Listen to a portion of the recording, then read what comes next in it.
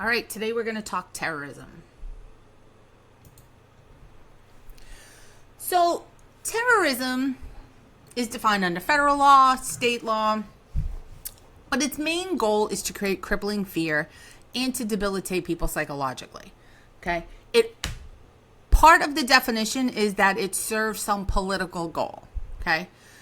So, the whole purpose behind it, while it certainly causes widespread, loss of life, damage, physical violence, it's mostly aimed to be psychological.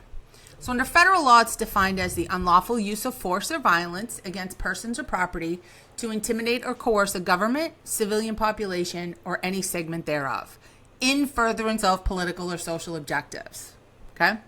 Now, the difference between domestic and international just has to do with where it happens, okay? So domestic terrorism is entirely inside the United States without any clear foreign direction, okay? That's something like Oklahoma City.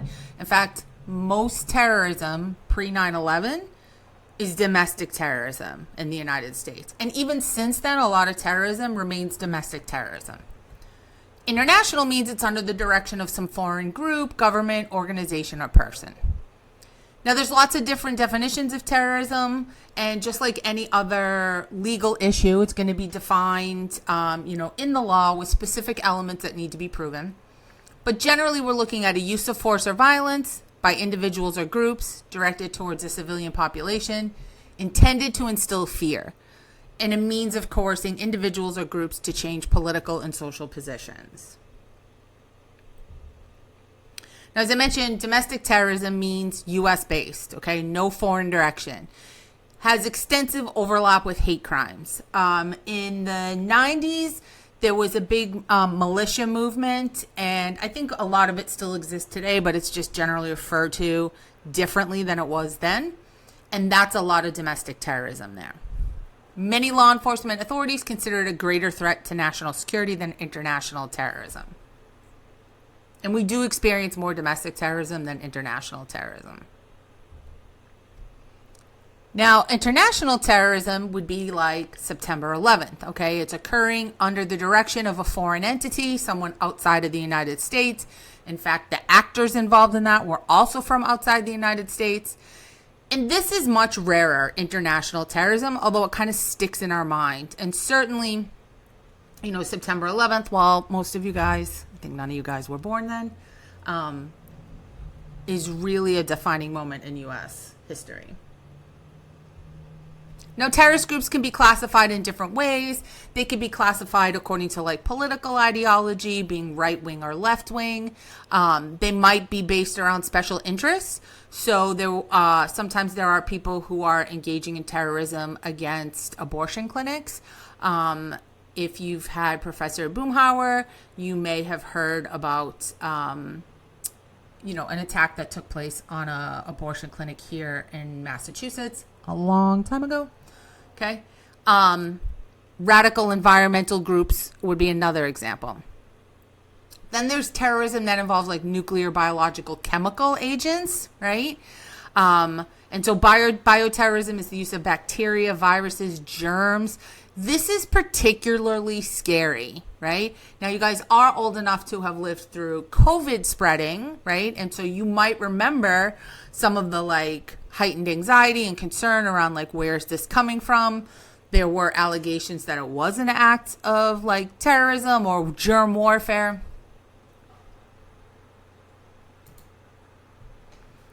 Now, there's also different typologies of terrorists, and here's one that we can kind of look at. There's rationally motivated terrorists. They're thinking about the goals of their organization and the consequences of their actions.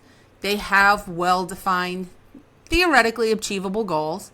They're trying to avoid loss of life, so they're generally looking at destroying buildings and infrastructure and other things that are symbolic. And an example of this would be the Weather Underground. There's terrorists that are psychologically motivated. They have a profound sense of failure or inadequacy, and they might be seeking revenge. Okay? These guys are often lone wolf terrorists, and Ted Kaczynski, who's known as the Unabomber, is a great example of this. And then there's culturally motivated terrorists. And this would be similar to what happened with 9/11 in the Taliban.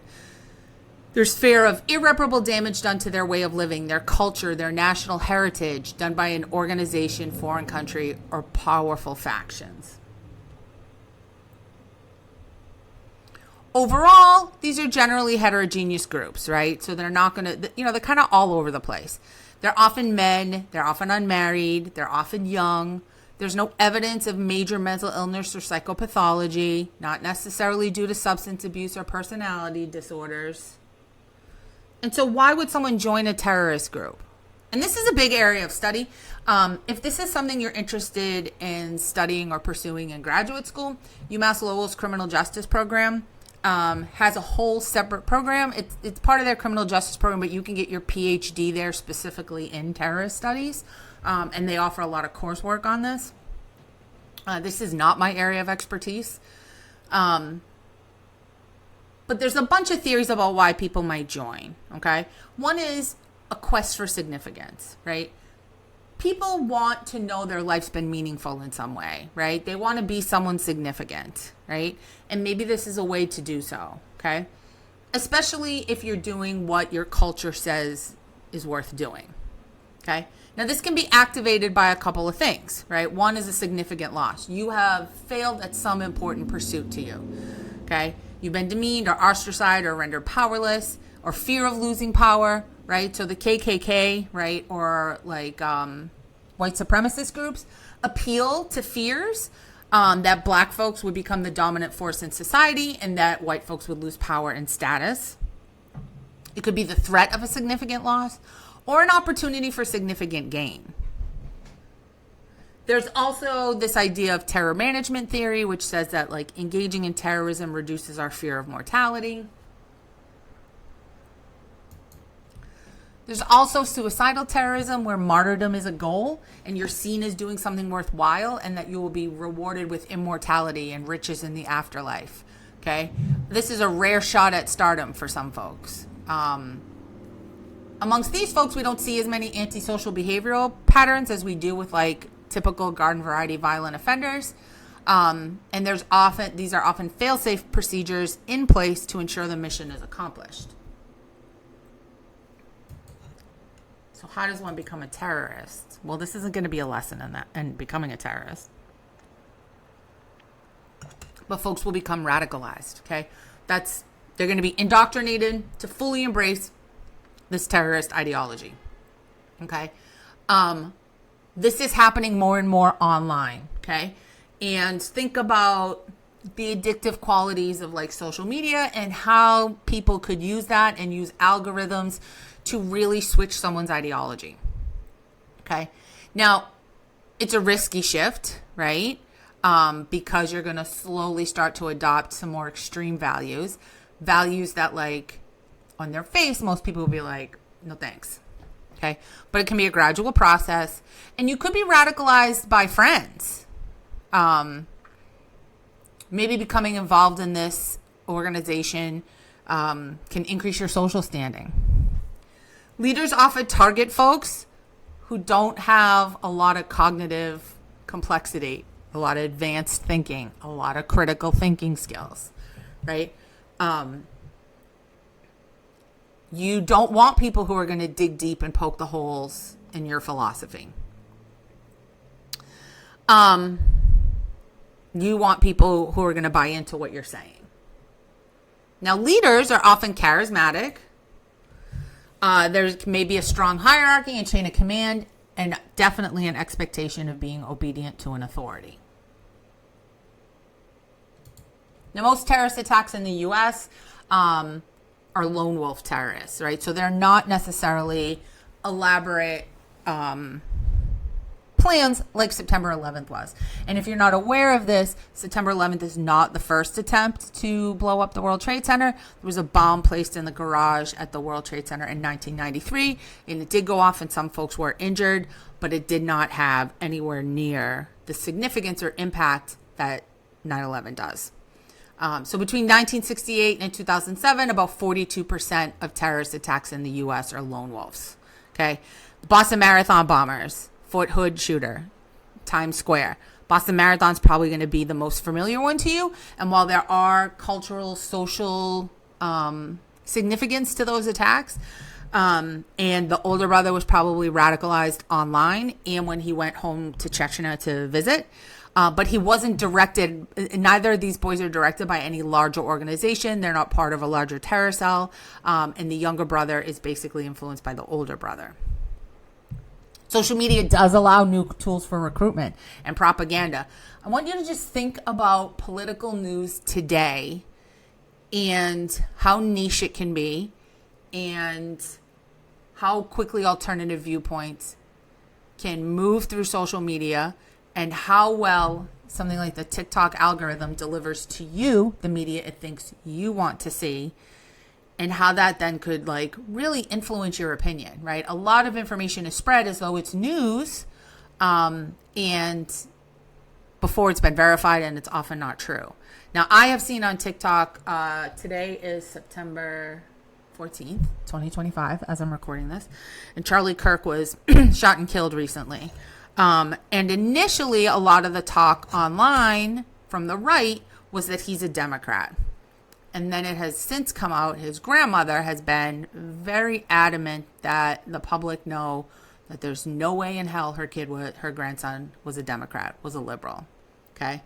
Now, we're still also only a few days out of that. So by the time you listen to this recording, and certainly if you're listening to this recording a year, 2 years after I made it, then who knows what other information we will have, right? But people have sort of already been siloed on TikTok into, the media that's going to come their way, and that can reinforce your beliefs, right? So if you want to believe that this shooter is a left-leaning Democrat and Democrats have it out for Republicans, the more you see that kind of media, the more that will get reinforced, okay?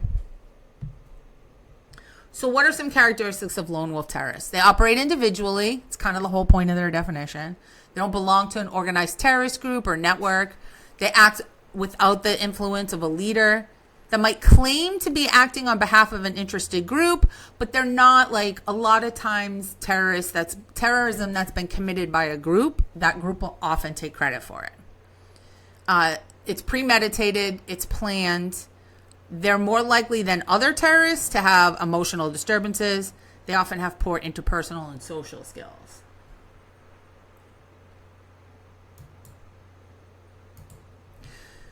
Now, there's social and psychological circumstances that can encourage certain behaviors, right, to develop or expand, right? And for most of us growing up, that's going to have been things that really pushed us in a pro-social direction, right? You're all here.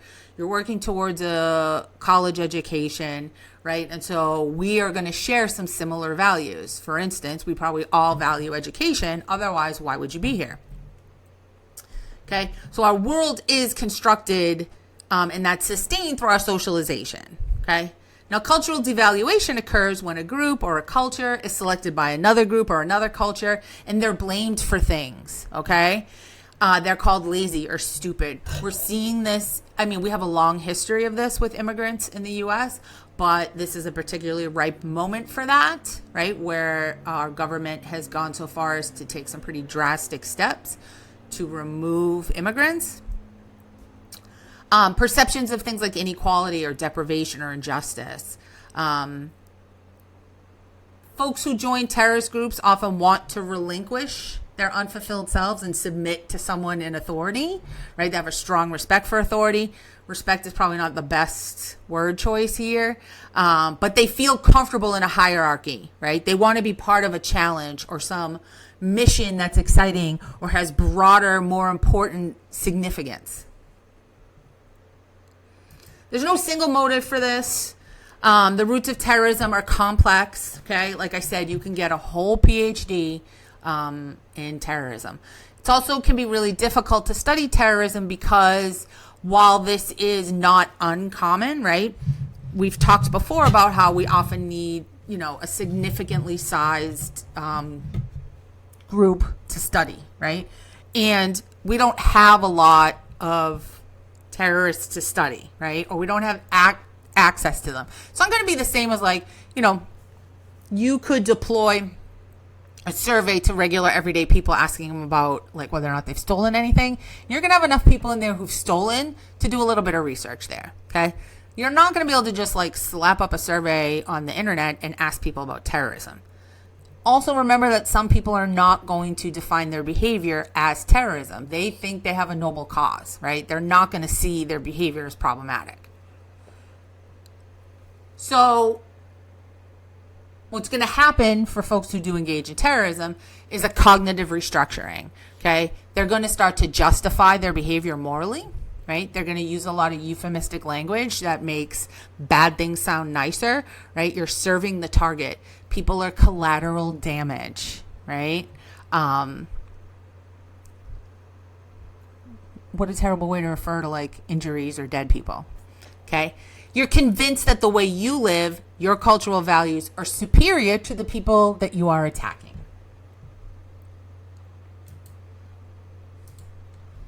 And finally, there's going to be some dehumanization, right? In order to attack people, right? In order to kill people, you have to make them less human to you, right? It makes killing easier when they're the enemy, when we use words like collateral damage, right? Targets. When we call people things like enemy combatants, right? There's a displacement of responsibility. It's not my fault. I'm just doing what my leaders told me to do. Okay?